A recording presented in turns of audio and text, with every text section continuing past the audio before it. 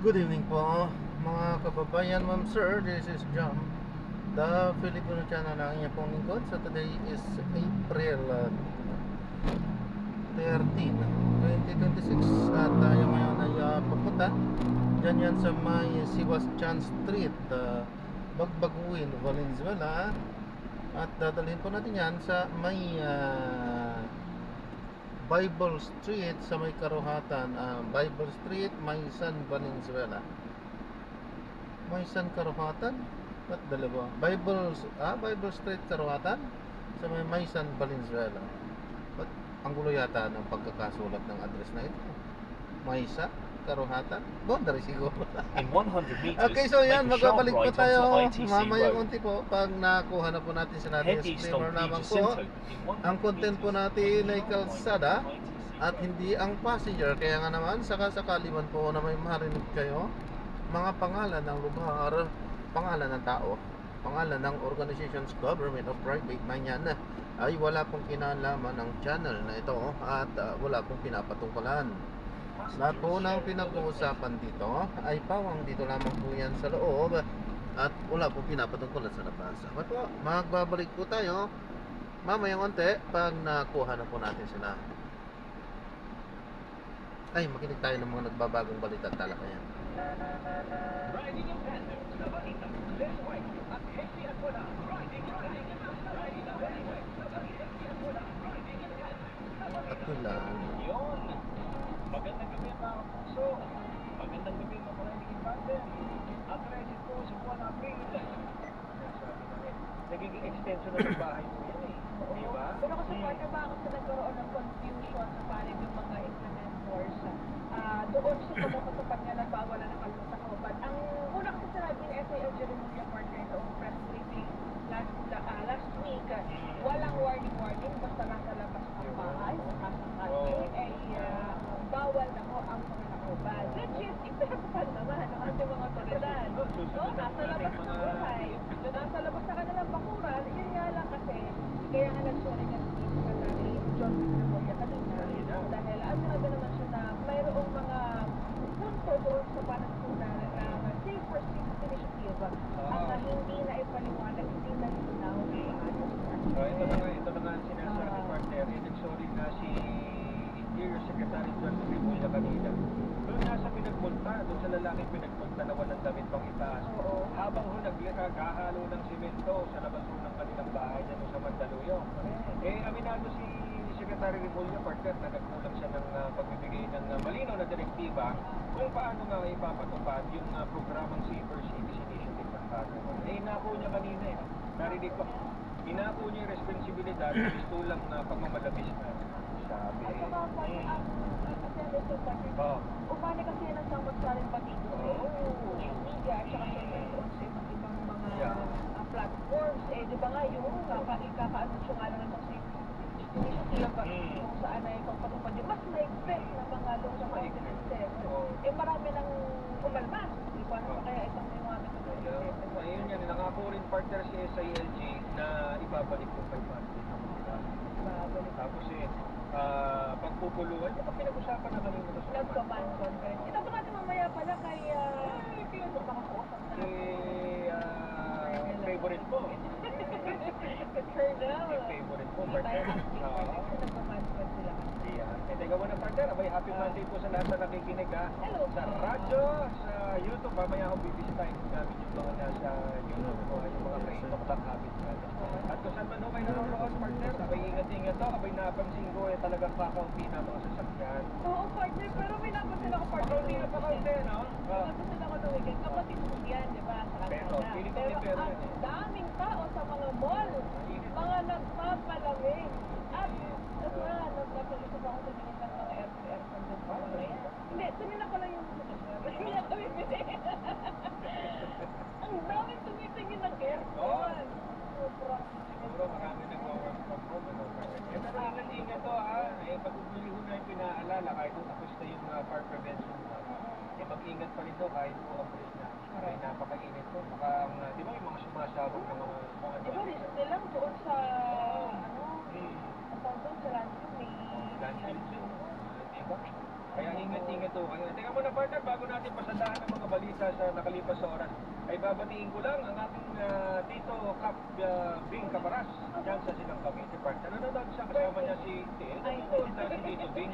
Ang lagay eh. Nanonood lang si Tito Kap Bing Caparas ko dyan sa Silang Cavite. Kasama niya si Tita Ann. Eh, kanina nag-usap kami sa telepono ni Tita. Kasi sabi ko nga nabalita ko na Tito. So, punta mo, kabilang kanto lang. Ano kakabit tayo na sila? Siyempre, alam mo naman sa probinsya park na isang pigala. Isang tao na dito. Literal na one call away partner. Nung bata ako, partner yan si Tito Kap Bing Caparas. Barangay Captain. Diyan sa Ito naman ay nagre-repair siya ng cellphone. Tapos yung victim nagpa-repair ng cellphone sa suspect. kaya mag-iingat talaga Tapos din. nabuksan yung na-access yung cellphone. Nakita yung mga videos. Okay, lamero. Okay, Ngayon, lamero sa ano? suspect na tama sa mga dahil halos na yung mga sensitive videos. Okay, lamero. Sa Ito pag-repair lang. Pag-picture lang. pagkapakilamero kang taglay na pakilamero. Mahirap na tanggalin yan. Partner, palagay ko. Pakilamero ba sa lahat ng pagkakataon? Tapos yung pag na-arresto ka, sasabihin may sariling puntang ang kamay mo. Para na parang pinasok ng kademonyo natin itong kamay ko, di ba? Sabi alam nito, no? Saka nangyayari ni Kito pamilya. Nagpasta ng kanyang kain.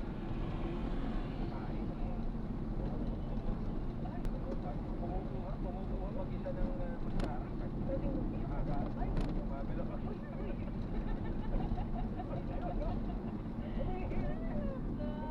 Part-time na magtrabaho dito. Kasi may sariling na.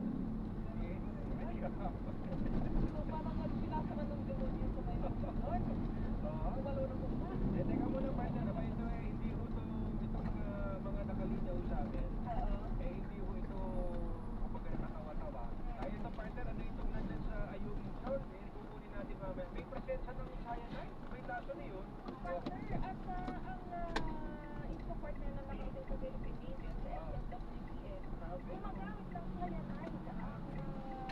Sadya? Sadya raw? Sadya raw?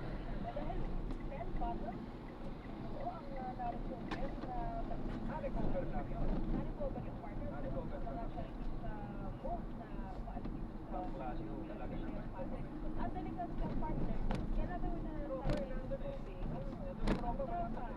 pagkain ng tropa, syempre Isda. lang, isda, dami-dami. Grabe naman ako. Ano yan, panibagong movement, panibagong pag-atake. Panibagong ano siya, di ba? Tsaka yan, partner, kaya makakausap natin dyan mamaya si Rear Admiral Roy Vincent para makakuha natin yung detalye niyan. Tsaka siyempre, kuha tayong update dun sa Safer Metro Manila. Safer Metro Manila ba? Safer Philippines eh. Safer cities kasi ang Safer City sa sinabi kasi, pero mga probinsya, so ibig sabihin pero mga talaga yung o mga city sa syudad. So, mamaya kaya yung paborito mo, partner, si Colonel sa Bantika. Nakahanap ka. Pinapakita sa'yo ni Colonel, anong huling habilin ang sinasabi? walang magiging huling habilin sa Pagka spot. papa-interview ko sa inyo palagi, para huling habilin. Ano, pag nakikita ko si Colonel sa Grabe Partner, Meron kayong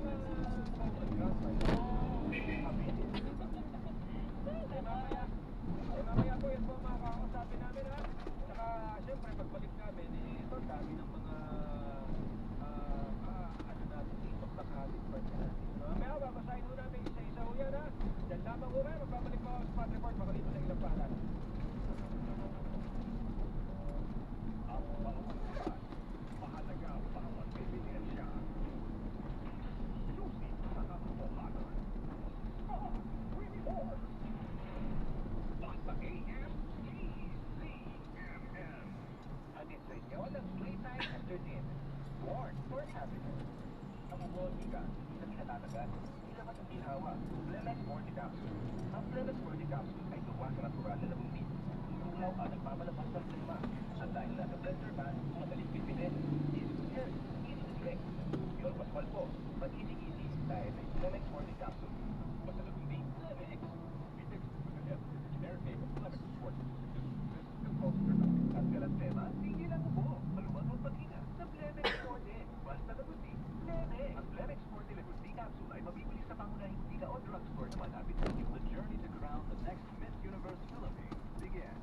Playtime Entertainment presents Miss Universe Philippines 2026, celebrating Filipino confidence and excellence. Follow the journey on Playtime Entertainment Facebook. Playtime Entertainment, more to happiness.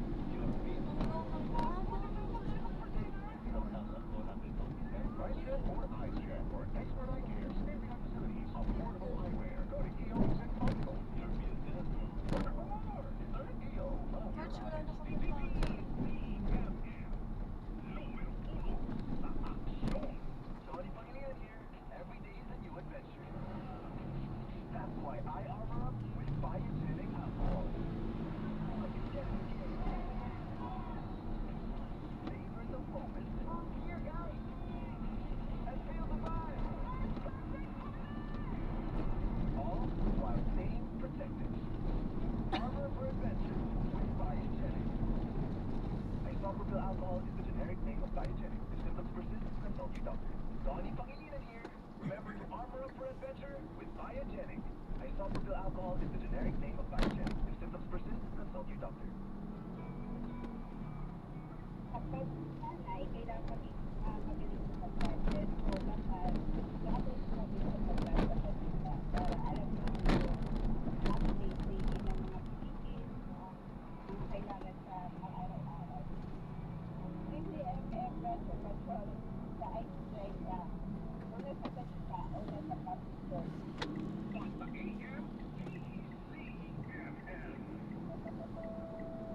Oras 8:29.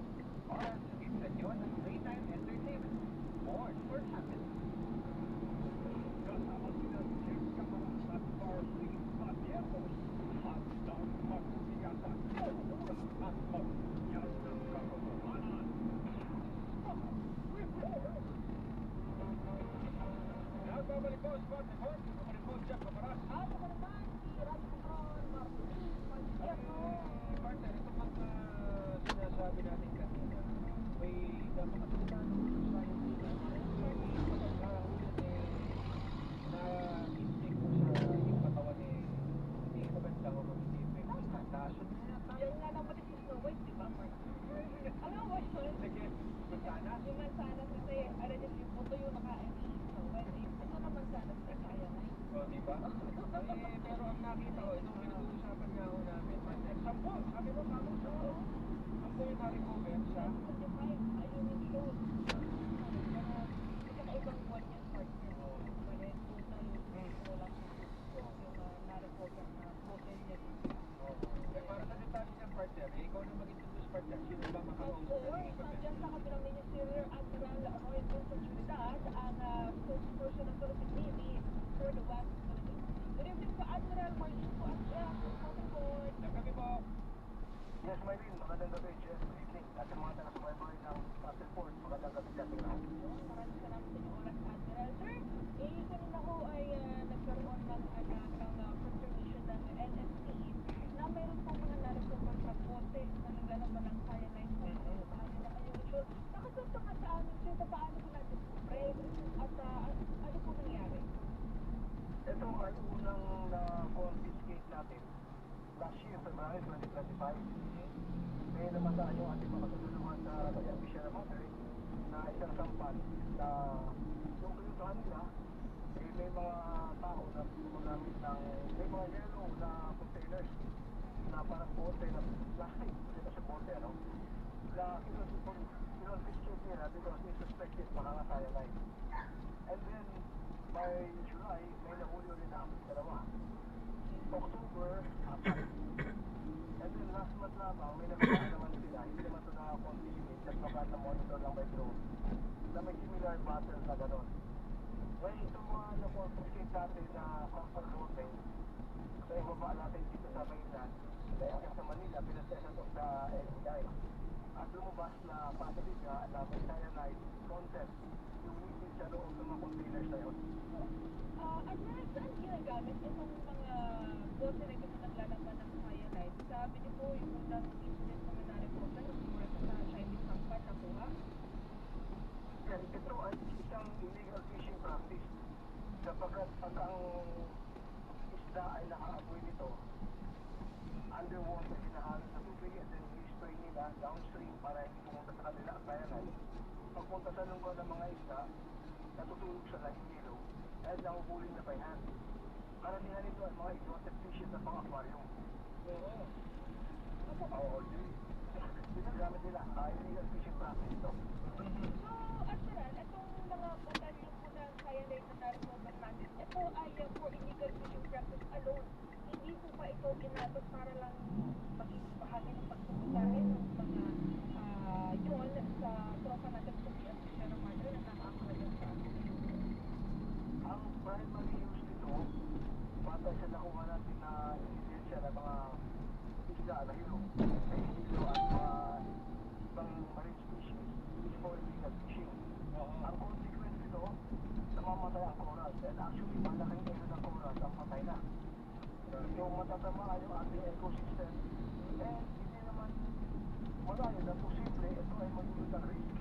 Kung health hazard natin yung mga kasundaluwa sa Sierra Madre, sapagkat yung isda, pag mahuli sila, nakaibigyan sila, or kung mapalipat ito at ma-intake kasama sa isda ng ating desalination machine, posible na may masamang mayari sa ating mga kasundaluwa.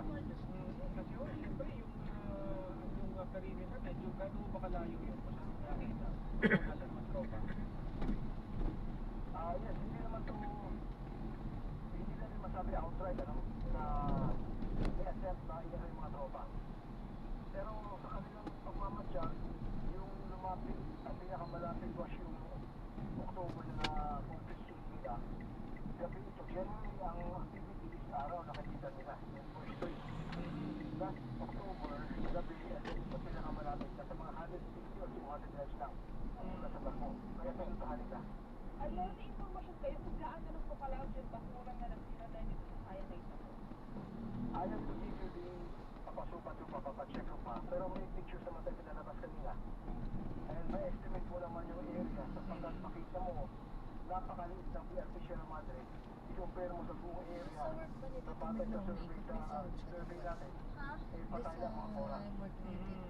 At pero ano ang reaction nyo dun sa sinabi ko ng ni spokesman ng China ito, ni Go Jiakun? Ang sabi niya completely unbelievable and not even worth refuting itong sinasabi ko natin ngayon. Number one, what do we expect them? Aamin nila. Di ba? Oo. Number two, maaaring hindi nila alam ang nangyayari sa baba.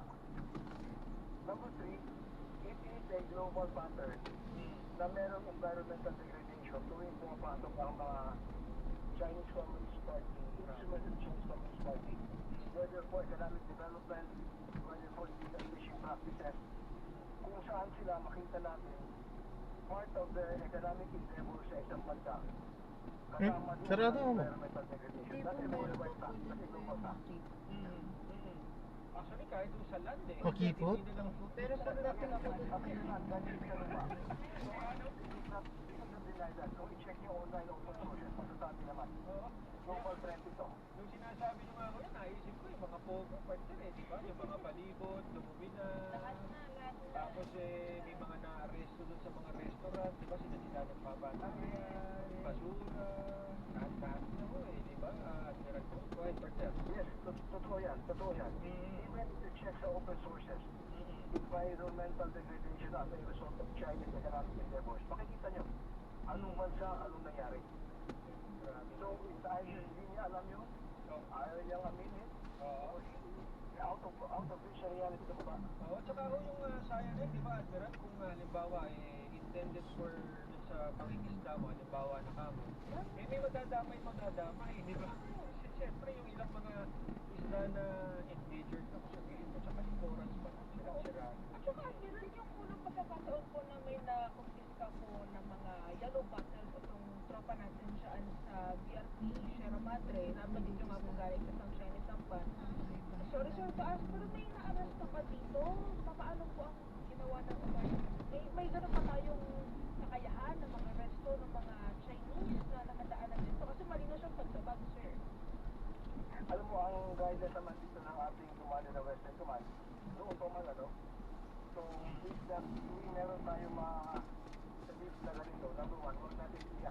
di Sierra Madre. Oo. That's secure the bridge. Number two, since we could not bring them aboard for due process, processing, etc., tinataboy natin. But before that, we confiscate kung ano mga Ano po? dapat na meron sa kanila. And we document everything. Paano yung pagpapalabot po doon sa mga mangingisda na China, na mga Tinataboy natin sila. Pag na-confiscate yung mga illegal na kagamitan na pang-fishing, sila naman ang maalis because they have no reason to Sige stay po. there. Kung wala Sige sila po. aalis naman sila. So, yun ang naging laro dyan. Tinataboy mo, pinabantayan. Kung malapit naman yung ating mga laro, umaalis naman sa nakusa. Kaya yung itong mga nangyari na nakusa natin, ang mga fishermen nasa dagat na ilalim. Yung mga interest na sila sila pang-aalis na yung mga fishermen natin.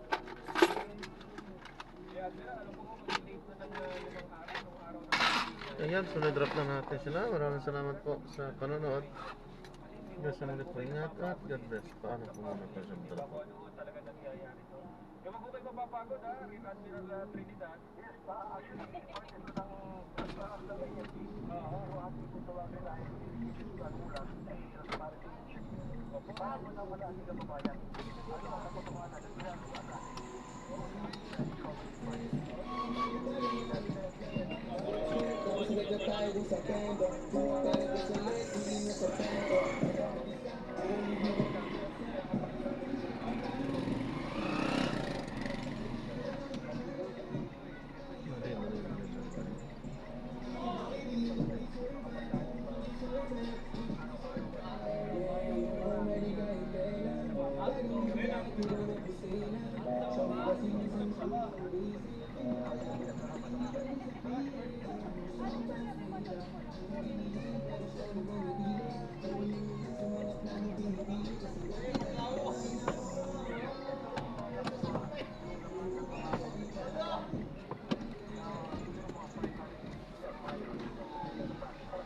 Ayan, sunod-drop na natin sila.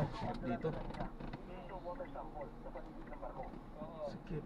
Ito ang dala ng ating ng mga Chinese fishermen na takip ito at may konting buta sa taas, dinadive nila sa ilalim to. And then downstream ang tubig, ang kuryente. Oo. I-spray sa taas para madala siya ng kuryente papunta sa lugar ng mga isda. Gano'n ko kalaki yung container? Kasi sinerge ko host ngayon sa internet na Admiral eh. Para pa lang siya kasi part kung titignan mo yung lalagyanan ng